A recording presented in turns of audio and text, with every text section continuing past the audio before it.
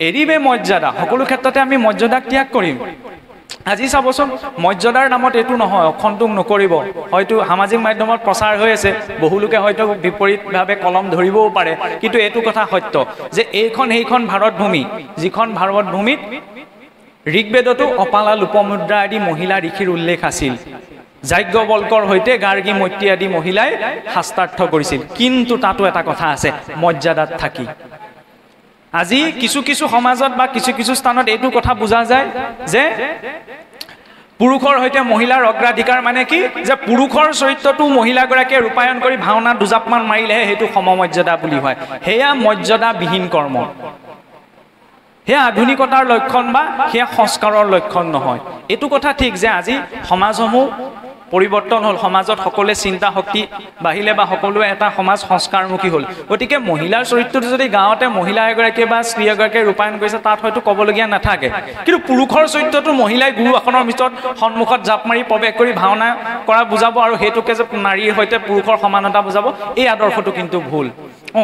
নাৰীগৰাকী যদি মৰ্যাদাপূৰ্ণভাৱে আগবাঢ়ে, তেতিয়া তেওঁ মালা বস্তু গ্ৰহণৰ বাবেও বোলে ব্যৱস্থা আছে, কিন্তু মৰ্যাদাত থাকি। যি সীতাই সোঁহাতে ধনু শৰধনু লাগি বাওঁ হাতে শৰধনু চফা কৰিছিল, এই ৰাৱণে সেই সীতাক কেনেকৈ দাঙি নিব পাৰিলে? দাঙিও নিয়া নাছিল, ৰাৱণে হৰণহে কৰি নিলে। তেতিয়াহ'লে সীতাৰতো শক্তি নথকা নহয়, সেই শৰধনুক ৰাৱণে দাঙিব নোৱাৰিলে, কিন্তু সীতাইতো সোঁহাতে দাঙি বাওঁ হাতে চফা কৰিছিলে। আমি কৈ থাকোঁ যে লক্ষ্মণে আঁকিছিলে সেইডাল লক্ষ্মণ ৰেখা, নামটোহে লক্ষ্মণ ৰেখা, সেই ৰেখাডালে কাক বুজাইছে? মৰ্যাদাক। যেতিয়ালৈকে মৰ্যাদাক পাৰ কৰি সীতা দেৱী অহা নাই, ৰাৱণে কিন্তু হৰণ কৰি নিব পৰা নাই। আপোনাৰ মোৰ জীৱনতো এনেকুৱা পৰিস্থিতি আহিব যে আমি মৰ্যাদাক ত্যাগ কৰি যেন কিবা এটা কৰোঁ, আৰু সেইটো বেয়া ৰূপত নাহে। ৰাৱণে 10টা মূৰ লৈ যোৱা নাছিল, ৰাৱণে এজন শুদ্ধ ঋষিৰ ৰূপত গৈছিল, ভালৰ ৰূপত আহিব। কিন্তু চিন্তা কৰা এইটো প্ৰয়োজন যে মই আজি এইটো আচৰণ কৰিছোঁ, হয়, মই যদি আপোনাৰ পৰিয়ালটো ধ্বংস কৰোঁ, তেতিয়া মোৰ পৰিয়ালটো সুখ শান্তি আশা কৰিব মই পাৰোঁ নে নোৱাৰোঁ? কেতিয়াওতো নোৱাৰোঁ, নহয় জানো? তেতিয়াহ'লে জিভাখনৰ কাৰণে যদি অন্য জীৱ এটাক কষ্ট দিয়া হৈছে, তেতিয়াহ'লে সেইটো হিচাপ বাৰু ঈশ্বৰে মোক নকৰাকৈ থাকিবনে? সেই জীৱটোৰো জীয়াই থকাৰ অধিকাৰ আছে, নহয় জানো? তাত পাপ হয় পুণ্য হয় এইখিনি পাছলৈ থৈছোঁ। কেতিয়াবা আমি যদি চাওঁ, জীৱ এটা যেতিয়া হত্যা কৰা হয়, চাবচোন অকণমান সময় যদি ধ্যান দি চোৱা হয়, গাৰ নোম ডাল ডাল হৈ যাব। কম আৰ্তভাৱত সেই জীৱটো মৰিব লগা হয়নে? এফালে আমি চাওকচোন, মানুহ বৰ বিস্মিত জীৱ। এফালে আমি মৰাহতো চুলে অগ্নিস্পৰ্শ কৰি স্নান কৰিহে গৃহ প্ৰৱেশ কৰোঁ, কিজানি অসুচি কিবা এটা ভাৱ আহে। আনফালে সেই তেনেকুৱা মৰাহ এটাই আনি যদি খোৱা হয়, তেতিয়াহ'লে ঈশ্বৰে বাৰু কৃপা কৰে নকৰে পাঁচ কথা, সেইটো বাৰু মনুষ্যৰ কৰ্মনে? যদিও এইখিনি কথা কোৱাৰ কোনো অৰ্থ নাই, কাৰণ স্বভাৱনো উপদেশে নশক্যতে কৰ্দুমন্যথা সুতত্বম অভিপানীয়ম পুনৰ্গচ্ছতি শীততাম। যে উপদেশ শুনি আৰু উপদেশ লৈ লাভ নাই, কিয়? পানী খন্তেকৰ কাৰণে উতলে, তাৰ পৰা সি চেঁচা হ'বই। আৰু কি খাওঁ কি নাখাওঁ, কি নকৰোঁ কি কৰোঁ, এইখিনি আমি সকলো স্বাধীন। আপুনি মই স্বাধীন যদিও আমাৰ কিছুমান মৰ্যাদা আছে। যিদৰে ল'ৰা ছোৱালীক খোজকাঢ়িব পাৰে নে নোৱাৰে, চোতালত মাকে মেলি দিয়ে নে, তেতিয়াহে খোজকাঢ়িবলৈ শিকিব। ঈশ্বৰৰ সংসাৰখনত বিচৰণ কৰিবলৈ আমাক মেলি দিছে, তেতিয়া আমি কি কৰ্ম কৰোঁ সেইটো আমাৰ ওপৰত নিৰ্ভৰ কৰে। ঈশ্বৰ ইমান কৃপালু যে যেতিয়া বোলে গজেন্দ্ৰক উদ্ধাৰ কৰিবলৈ আহিছিলে, প্ৰথমতে গজেন্দ্ৰক উদ্ধাৰ নাই কৰা, প্ৰথমতে গ্ৰাহকহে উদ্ধাৰ কৰিছে। তেতিয়া লক্ষ্মীদেৱে সুধিছিল প্ৰভু উভতি যোৱাৰ পিছত, প্ৰভু আপোনাক মাতিছিলে গজেন্দ্ৰই, হয়নে? আৰু আপুনি গৈছিল গজেন্দ্ৰৰ বাবে, কিন্তু গৈ পেলাই প্ৰথমেচোন আপুনি গ্ৰাহকে উদ্ধাৰ কৰিলে। তেতিয়া ভগৱন্তই কৈছিল বোলে, হে দেৱী চোৱা, যিজনে মোক স্মৰণ কৰিলে তেওঁকতো মই উদ্ধাৰ কৰিমেই, কিন্তু যিজনে মোৰ ভক্তৰ চৰণত ধৰিলে তেওঁক মই প্ৰথমে উদ্ধাৰ কৰিম। শুদ্ধ ভক্ত আমি সৎসংগ কৰি থাকোঁ। সৎসংগ মানে এনেকৈ নহয় যে এনেদৰে বহা সময়কণেই সৎসংগ। যেতিয়া ভাগৱত ভাগ মেলি লোৱা যায়, স্বয়ং আমি মহান মুনি শুকদেৱৰ সংগ লাভ নকৰোঁ জানো? কাৰণ ভাগৱতৰ কাৰ বাক্য? এই ভাগৱত কাৰ মুখে পালোঁ? শুকদেৱৰ নিজ মুখৰ বাক্য। গীতা ভাগ যেতিয়া মেলি লোৱা হয়, সাক্ষাৎ ভগৱন্ত কৃষ্ণৰ নিজ মুখৰ বাক্য।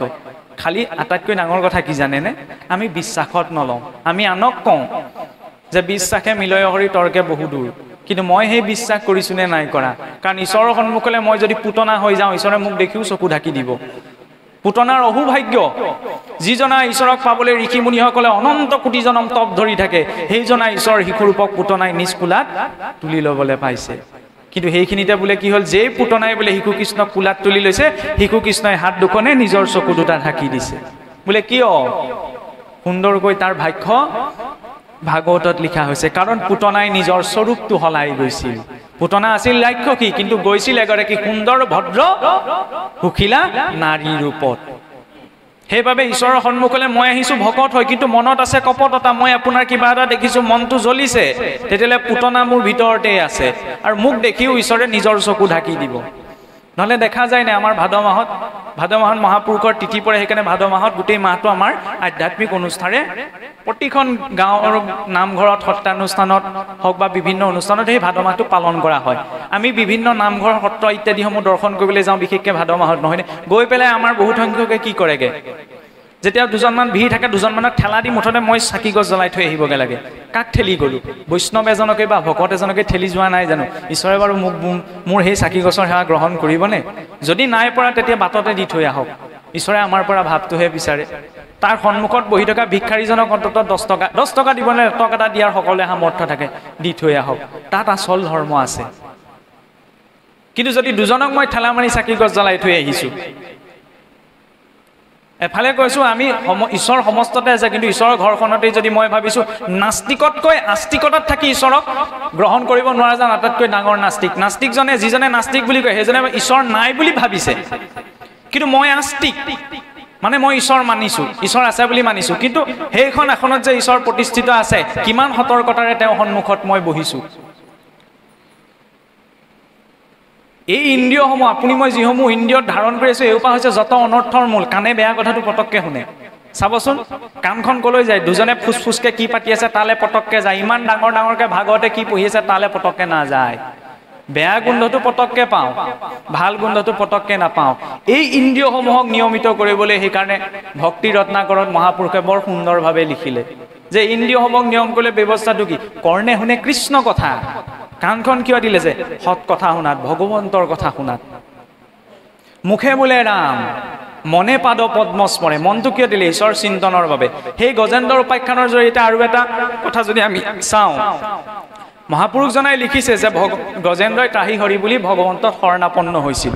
কিন্তু মূল ভাগৱতলৈ যদি আমি চাওঁ, মূল ভাগৱতত গজেন্দ্ৰই যেতিয়া ভগৱন্তক স্তুতি কৰিছে 18টি শ্লোকত, সেই 18টি শ্লোকত কিন্তু ভগৱন্তৰ হৰি, ৰাম, নাৰায়ণ, কৃষ্ণ এটাও নাম নাই। তাৰ তাৎপৰ্যটো কি? গজেন্দ্ৰই কি বুলি কৈছিল? যে সকলো জীৱৰে অন্তঃকৰণত যিজন প্ৰতিষ্ঠিত হৈ আছে সেইজনেই মোক ৰক্ষা কৰকী। সকলো দেৱী দেৱতা সকলোৰে শ্ৰেষ্ঠত যিজন আছে সেইজনে মোক ৰক্ষা কৰি। প্ৰত্যক্ষ ৰূপত নাম উচ্চাৰণ হোৱা নাই, কিন্তু চিন্তন ঈশ্বৰৰে হৈছে। সেইকাৰণে শ্ৰৱণ কীৰ্তন শ্ৰেষ্ঠ, কিন্তু শ্ৰৱণ কীৰ্তনৰ গুহাৰ্থ ক'ত প্ৰকাশ পাইছে? স্মৰণ আৰু চিন্তনত। আমি যে ভগৱন্তৰ নাম লৈছোঁ যাতে অন্তিম সময়ত আমি ভগৱন্তক চিন্তা কৰি শৰীৰটো এৰিব পাৰোঁ। কাৰণ অন্তিম সময়ত যেনেকৈ শৰীৰেৰো তং তমেৱতী সদাতদ ভাৱ ভাবিত, যেনেধৰণৰ ভাৱ ৰাখি আমি শৰীৰেৰো তেনেধৰণৰ ভাৱকে প্ৰাপ্ত কৰোঁ। অষ্টম স্কন্ধৰ জড়ভৰত তাৰ উদাহৰণ। পৰম বিৰক্ত আছিল, কিন্তু অন্তিম সময়ত হৰিণা পোৱালি এটাত মোহত আসক্ত হৈ গ'ল, পিছত হৰিণ ৰূপত জন্ম লাভ কৰিব লগা হ'ল। তেতিয়াহ'লে মই ধন সোণ পুত্ৰ ভাৰ্যা বুলি যদি মৰিবলৈ হয়, তেতিয়াহ'লে মোৰ গতি কি হ'ব? অন্তিম সময়ত ওচৰতে গীতা ভাগৱত পঢ়ি আছে, কিন্তু কাণেৰে যদি নুশুনা হৈ থাকোঁ, গাঁৱৰ ভকতসকলে আহি কাণত ভগৱন্তৰ নামটো ল'বলৈ মনত পেলাই দিছে, বোলে ৰাম বুলি কোৱা, কৃষ্ণ বুলি কোৱা, কিন্তু যদি মই মুখেৰে ক'ব নোৱাৰা হৈ থাকোঁ, কাণেৰে নুশুনা হৈ থাকোঁ, তেতিয়াহ'লে কেনেকৈ ভগৱন্তক সেইখিনি সময়ত? মনত স্মৰণ আৰু চিন্তন লাগিব। প্ৰত্যক্ষ ৰূপত ভক্তিৰ এটা স্তৰটো এইটোও কোৱা হৈছে, প্ৰত্যক্ষ ৰূপত যদি নাম মুখেৰে উচ্চাৰণ হোৱা নাই, কিন্তু মনত যদি চিন্তন হৈ আছে, তেতিয়া ভগৱন্তৰ সমান। কাৰণ কংসই কৃষ্ণৰ নাম নলৈছিল ভয়তে, কিন্তু বৈখন্তে উঠন্তে ভুঞ্জন্তে ভ্ৰমন্তে কৃষ্ণক চিন্তে সদায়। সকলোৱে জগত হৰিময় দেখে, সুখ শান্তি, খাবলৈ ভয় কৃষ্ণই মাৰিবলৈ আহিছে বুলিয়ে দেখে। কেনিবা অকণমান ওলাই যে কৃষ্ণই মাৰিবলৈ আহিছে বুলি দেখে, ইমান ভয় কৃষ্ণৰ প্ৰতি। সেই কৃষ্ণক চিন্তা কৰি থাকোঁতে অন্তিম সময়ত বোলে কৃষ্ণৰ স্বৰূপ গতি পালে।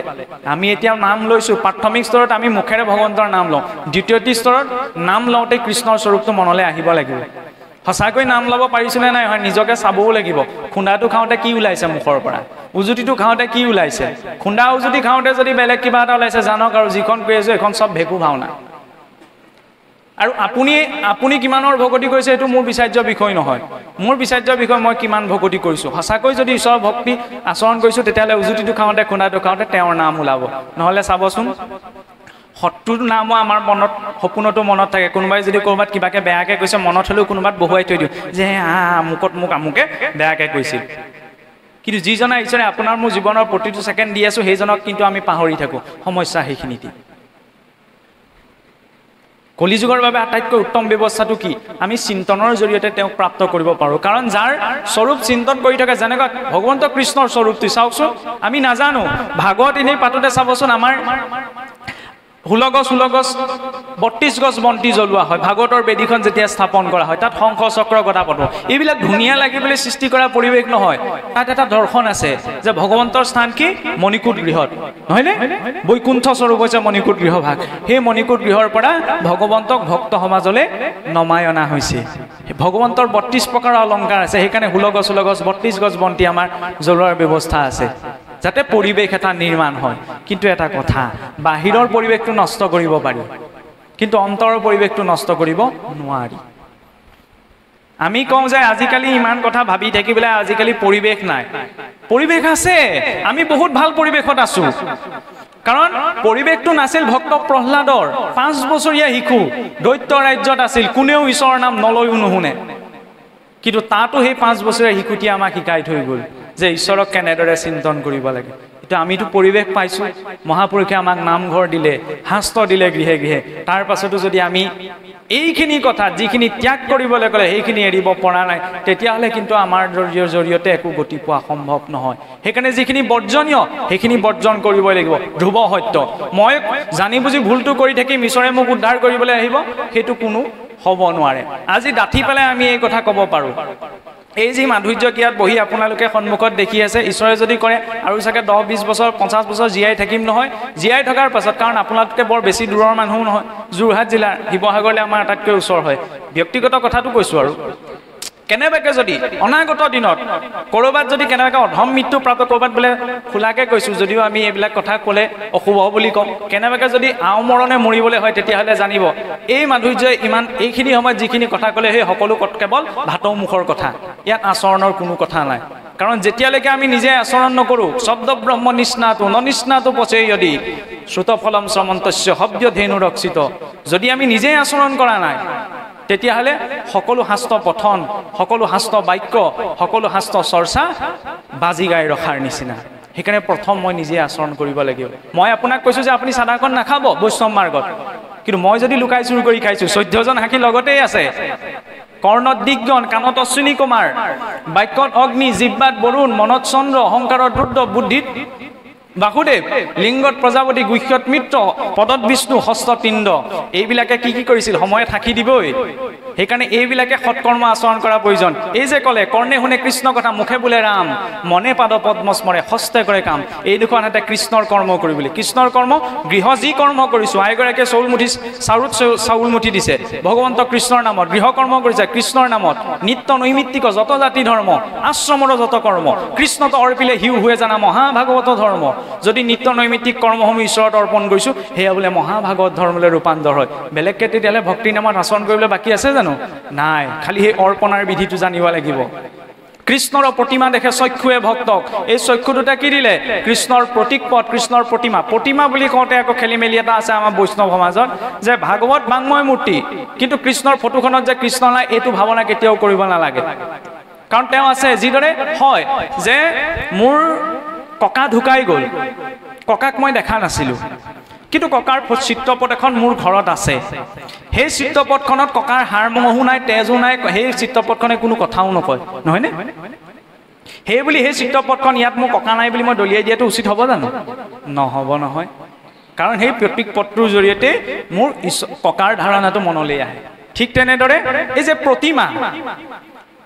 ভগৱন্তক আৰাধনা কৰা 8 প্ৰকাৰৰ বিধান আছে 8 প্ৰকাৰৰ প্ৰতিমাৰ কথা ভাগৱতে কৈছে একাদশ স্কন্ধত যে শৈলিং দাৰুময়িং লৌহিং লেখ্যা লেপ্যাস চৈকটিং মনোময় মণিময়িং প্ৰতিমাস্ত বিধাস্মিতহা শিলৰ হ'ব পাৰে দাৰু অৰ্থাৎ কাঠৰ হ'ব পাৰে যিদৰে জগন্নাথ দাৰু ব্ৰহ্ম লেখা হ'ব পাৰে লেপন কৰা হ'ব পাৰে মণিময় হ'ব পাৰে মনোময় হ'ব পাৰে উত্তম কি বাংময় মূৰ্তি ভাগৱতত সেৱা কৰা মানে আমিতো প্ৰিণ্ট কৰি অনা কাগজৰ কিতাপখনত সেৱা কৰা নাই নহয় জানো সেই ভাগৱতৰ প্ৰতিটো অক্ষৰে যিজনা ঈশ্বৰক ব্যক্ত কৰিছে তেওঁক আমি সেৱা কৰিছোঁ ঠিক তেনেদৰে আপোনাৰ ঘৰত থকা কৃষ্ণৰ ফটোখন সেইখনত ভগৱান নাই বুলি নাভাবিব তাতো ভগৱন্ত আছে সেই ভাৱনা থাকিলে তেতিয়া তেওঁৰ আগত আমি অবাক্য ৰতন নকৰোঁ অশুভনীয় কৰ্মটো নকৰোঁ কিন্তু আমি সেইটো বিশ্বাসত নলওঁ যে ইয়াত ঈশ্বৰ আছে সেইকাৰণে নামঘৰত বহিয়ে আমি নাভিবলগীয়াটো ভাবি দিওঁ, নক'বলগীয়াটো কৈ দিওঁ, কাৰণ পাহৰি যাওঁ যে মোৰ সন্মুখত আজি যদি মোৰ সন্মুখত ভাৰতৰ ৰাষ্ট্ৰপতি সন্মুখীত উপস্থিত হ'লহেঁতেন আপুনি মই কিমান সতৰ্ক হৈ পৰিলে যে ৰাষ্ট্ৰপতি তেওঁ আগত যি টি কথা নক'ব দেই,